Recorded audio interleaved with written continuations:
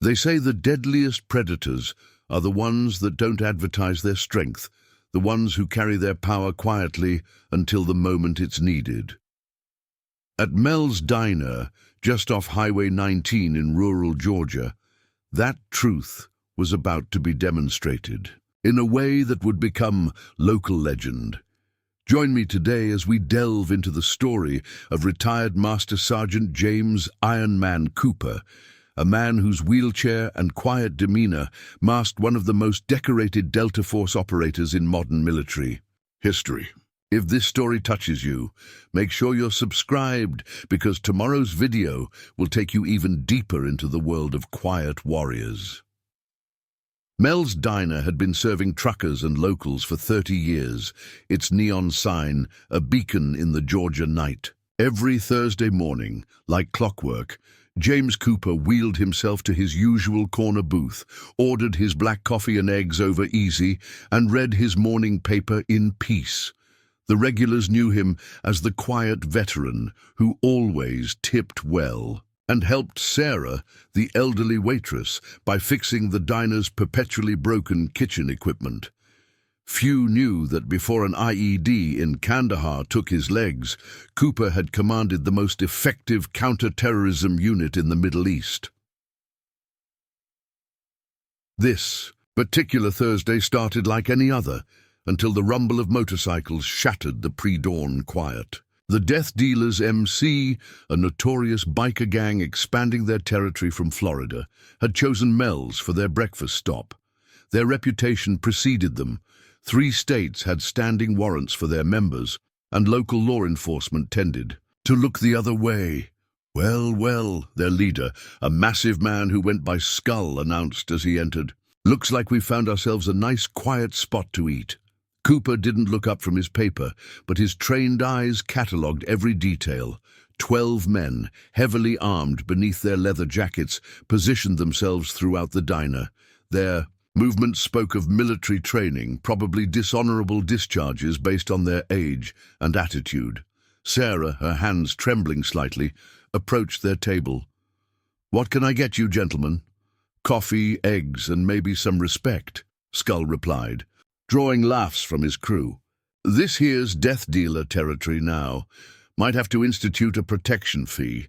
The other customers, mostly truckers and farmers, suddenly found reasons to leave. They'd seen this pattern before in other towns. Bikers move in, businesses you pay up or shut down, police look away. Cooper turned his newspaper's page with deliberate calm, his weathered hands steady as he reached for his coffee. One of the bikers, noticing his wheelchair, nudged his companions. "Hey, look, boys," he called out. "We got ourselves a roller." The laughter that followed carried an edge of cruelty. Cooper continued reading, his posture relaxed, but his mind calculating. Angles, distances, potential weapons. Old habits died hard. "What's wrong, soldier boy?" Skull approached Cooper's table. "Cat got your tongue, or did you leave it back wherever you left your legs?" Sarah started to protest, but Cooper raised his hand slightly, a quiet gesture that somehow carried enough authority to silence the entire diner. "Sir," Cooper said softly, his voice carrying decades of command experience, "you have exactly 1 chance to apologize to the lady, pay for your coffee, and leave." The biker's laughter turned ugly. Skull leaned down, his face inches from Cooper's. "Or what, cripple? You'll roll over our toes?" Cooper folded his newspaper carefully, his movements precise and unhurried. "Or I make a phone call. Just one. And then we all learn why some veterans are best left alone." The threat would have sounded ridiculous coming from anyone else. A disabled man in a wheelchair threatening 12 armed bikers. But something in Cooper's voice, something in the way his eyes met Skull's without a hint of fear, made the biker leader hesitate. "You've got a big mouth for a man who can't even stand up," Skull recovered, playing to his audience. "Maybe we need to teach you some respect." Cooper reached for his phone with the same calm precision he'd once used to disarm nuclear devices. "I was hoping you'd make that choice," he said quietly. "It's been too long since I've had a proper training exercise." The morning sun cast long shadows through Mel's windows as Cooper began to dial, his fingers moving with deliberate purpose. The bikers were about to learn why some phones' numbers are more dangerous than loaded weapons, and why some veterans retire but never truly leave the fight. The number Cooper dialed connected to a secure line that hadn't been used in 3 years. "Checkmate position," he spoke quietly into the phone. "Authorization Sierra 7 Delta. The Queen's Gambit needs addressing." Skull's laughter died as he noticed something change in Cooper's demeanor. The veteran's posture had shifted subtly, his hands now placed with purposeful precision on his wheelchair's arms. "Boys," Skull commanded, "teach the cripple some manners." 2 bikers moved forward, but Cooper's next words froze them in place. "Confirmed. 6 minutes to sunrise. Chess pieces are in motion." Sarah, who'd worked at Mel's long enough to read people, noticed something else. How the morning regulars who remained were suddenly very calm. The old trucker by the counter, the farmer in the corner booth, even the young man who'd been nursing his coffee for an hour, all had stopped pretending to ignore the situation. "Last chance," Cooper offered, hanging up his phone. "The next few minutes will get rather intense if you stay." "You think we're scared of one phone call?" Skull pulled a heavy chain from his jacket. "Let's see what kind of soldier you are without your legs." The first biker never saw the truckers move. One moment he was reaching for Cooper, the next he was face down on the linoleum, arm twisted at an angle arms weren't meant to bend. The trucker's shirt had ridden up, revealing a familiar tattoo, the Special Forces arrow and dagger.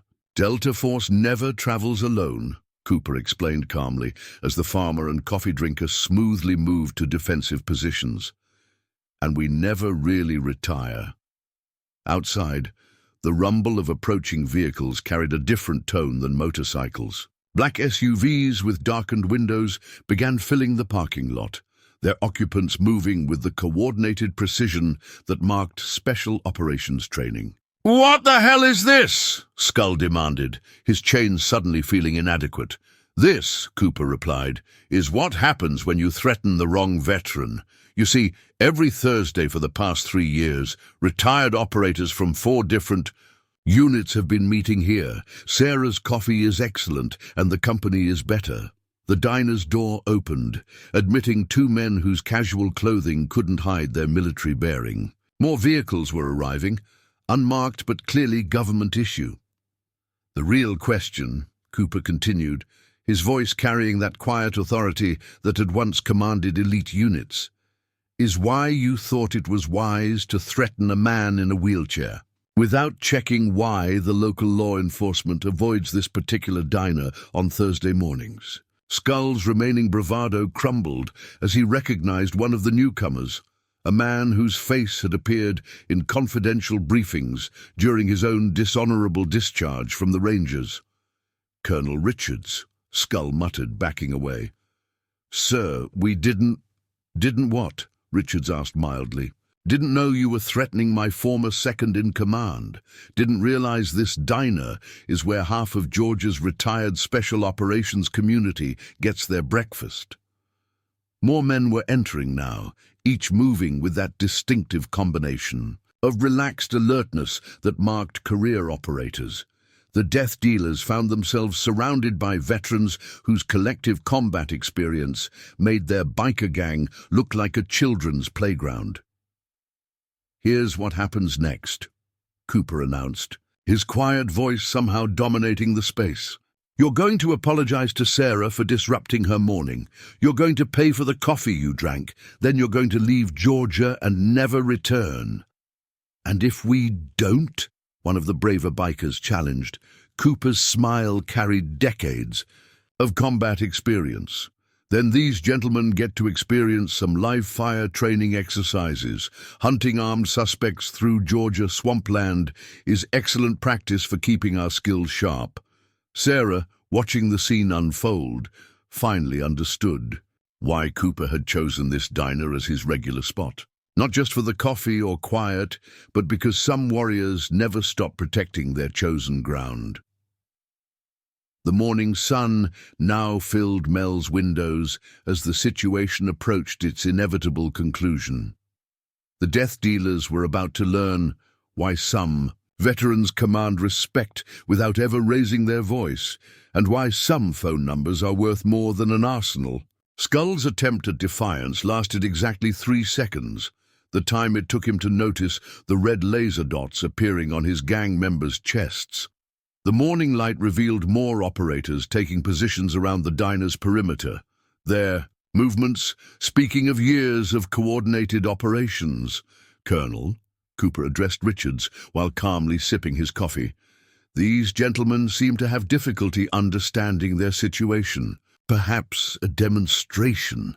Richards nodded to one of his men, who produced a tablet displaying surveillance photos of the death dealers' operations across 3 states. "Interesting reading," Richards commented. "DEA's been looking for this evidence, and for months. You've been watching us." Skull's face paled as understanding dawned. "Since Florida," Cooper replied. "Did you think it was luck that kept federal agencies 3 steps behind you? We've been shepherding you north, waiting to see who you worked for, but threatening this diner." He shook his head. "That was a poor career move." The biker gang's remaining bravado evaporated as more familiar faces entered, men they'd seen in classified briefings during their military days. Former unit commanders, legendary operators, warriors, whose names were still whispered in training camps worldwide. "Your choice is simple," Cooper continued, his voice carrying that quiet certainty that had once directed covert operations across 3 continents. "Option 1. Surrender to the DEA teams currently surrounding this building. Option 2. Try running. My friends could use the morning exercise." Sarah, watching from behind her counter, saw something else, how the retired operators positioned themselves with unconscious coordination, each covering specific angles, each ready for violence they clearly didn't expect to need. "You can't do this," one of the braver bikers protested. "We have rights." "Rights?" Richards laughed softly. "Son, you threatened a decorated Delta Force commander in a diner full of special operations veterans. Your rights currently extend to choosing which federal agency gets to process your paperwork." Cooper wheeled himself slightly forward, his movements precise and controlled. "I tried to warn you. Some veterans retire, but we never stop being who we are, never stop protecting our own." The sound of helicopter rotors became audible in the distance. Through the windows, more unmarked vehicles could be seen establishing a perimeter. The death dealer's reign of terror was ending not with a firefight, but with the quiet efficiency that marked truly elite operations. "Time's up," Cooper announced. "Choose." Skull, his earlier bravado completely evaporated, dropped his chain. The metallic clatter against linoleum marked the end of the death dealer's MC. One by one, his men followed suit, placing their weapons on the ground. As DEA teams moved in to make the arrests, Cooper turned to Sarah. "Sorry about the commotion. Better add their breakfast to my tab." The elderly waitress smiled, finally understanding why her Thursday morning regulars always tipped so well, why local law enforcement avoided the diner on these days. She wasn't just serving coffee to veterans. She was providing a home for warriors who had chosen to fight different battles. "Breakfast is on the house today," she replied. "All of it." The morning sun now filled Mel's diner completely, illuminating a scene that would become local legend. As federal agents processed the subdued bikers, retired operators gathered around Cooper's table, sharing coffee and quiet conversation like any other Thursday morning. "Some people," Richards commented to Sarah as she refilled his cup, "think strength is about showing off power. Real warriors know it's about when and how you choose to use it." Cooper's phone rang one final time, a secure line acknowledging mission completion. The death dealers would never threaten another business, never understand how thoroughly they had been manipulated into threatening exactly the wrong diner on exactly the wrong morning.